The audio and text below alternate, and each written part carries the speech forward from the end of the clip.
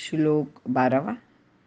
ये चैव सात्विका भावा राजसास्तामसाश्चये मत्त एवेति तान् विद्धि न त्वहं तेषु ते मयि.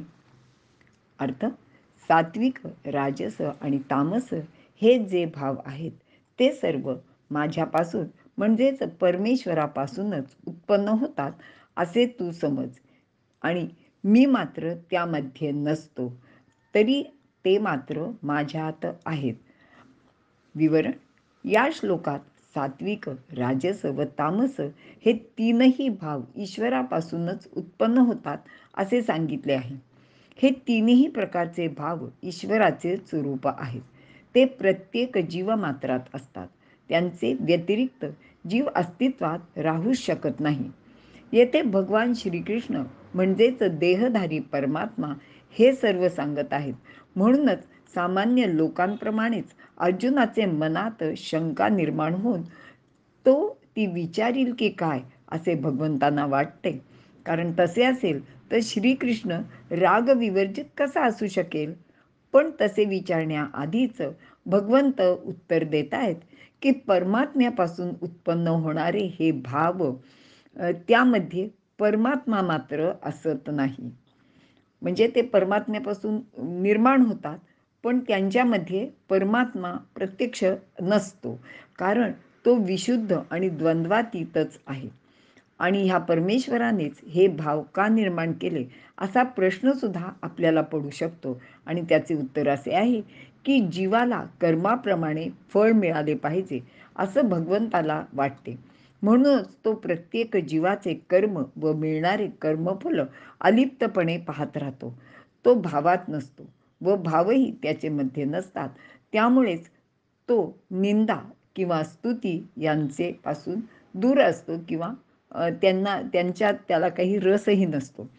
परमात्म्यात तर हे तीन भाव नाहीत, तर मग हे त्याने उत्पन्न तरी का केले असाही एक प्रश्न निर्माण होतो. आणि त्याचे उत्तर असे आहे की परमात्म्यात हे तीनही भाव आहेत, पण ते अगदी समप्रमाणात आहेत आणि त्याचमुळे त्यांचे अस्तित्व जाणत नाही. कारण त्यांची समअवस्था असते. कोणत्याही एका भावाचे कमी किंवा अधिक प्रमाण झाले तरच त्याचे अस्तित्व वेगळेपणाने आपल्याला जाणवते. आता याचं उदाहरण द्यायचं झालं तर जसे हवा सम असेल तर आपल्याला त्याचे अस्तित्व जाणवत नाही.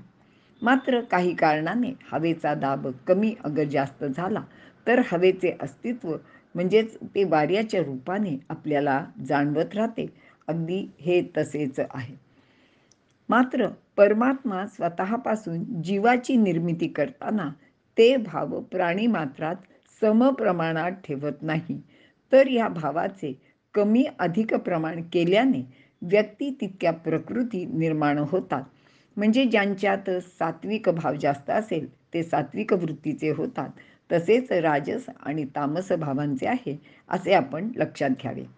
सर्व प्राणीमात्रांमध्ये हा भेद अगदी दिसून येतो. या भावांचे प्रमाणे त्या त्या व्यक्ती सात्विक, राजस किंवा तामस अशा प्रकारचे भाव प्रगट करतात आणि तशा प्रकारचे त्यांचे वर्तनसुद्धा असते. प्रमाण कमी अधिक असले तरी तीनही भाव प्रत्येकामध्ये मात्र असतातच. या तीन भावांचे प्रतीक म्हणून विष्णू, ब्रह्मा आणि महेश किंवा शंकर या देवतांची जनमानसात निर्मिती झाली आहे. ते अनुक्रमे सात्विक, राजस आणि तामस या वृत्तीचे प्रतिनिधित्व करतात असे आपण मानतो. आता खरे पाहिले तर हे तीनही भाव संपूर्णपणे कोणा एकामध्ये असू शकत नाहीत. मात्र मानवाने दत्तात्रेय या देवतेची कल्पना करून ते तीन भाव एकत्रपणे एकाच मूर्तीमध्ये कल्पिलेले आहेत. आणि या दत्तात्रेय यांच्या या देवतेची जनक अत्रि ऋषी आहेत.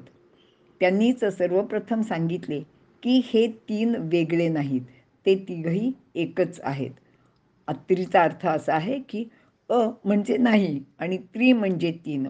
ज्यांनी सांगितले की ही तीन वेगळे नाहीत, एकच आहेत, ते अत्रि. एकाच परमात्म्याचे ठिकाणी हे तीनही भाव सम अवस्थेत स्थित आहेत. मत्त एवेती तान्विती नत्वहन तेषु ते मयी. हे सर्व भाव परमात्म्यात आहेत हे आपण पाहिलं. पण या भावात परमात्मा नाही. आता हे असं कसं असेल असा प्रश्न आपल्याला स्वाभाविकपणेच पडतो. आणि त्याचे उत्तर असे आहे की झाडाला पाने, फुले, फळे आहेत. पण या सर्वांमध्ये तो वृक्ष असत नाही. किंवा मेघापासून पाणी आपल्याला मिळते म्हणजे पाऊस पडतो. पण त्या पाण्यात कुठे मेघ म्हणजे ते ढग असत नाहीत. किंवा पाण्याचे मुळे विजेसारखे लखलखीत तेज निर्माण होते. तर त्या विजेमध्ये काही पाणी असत नाही. आणि असेच अगदी परमेश्वराचे आहे, तो त्या भावात असत नाही. इथे आपण थांबूया.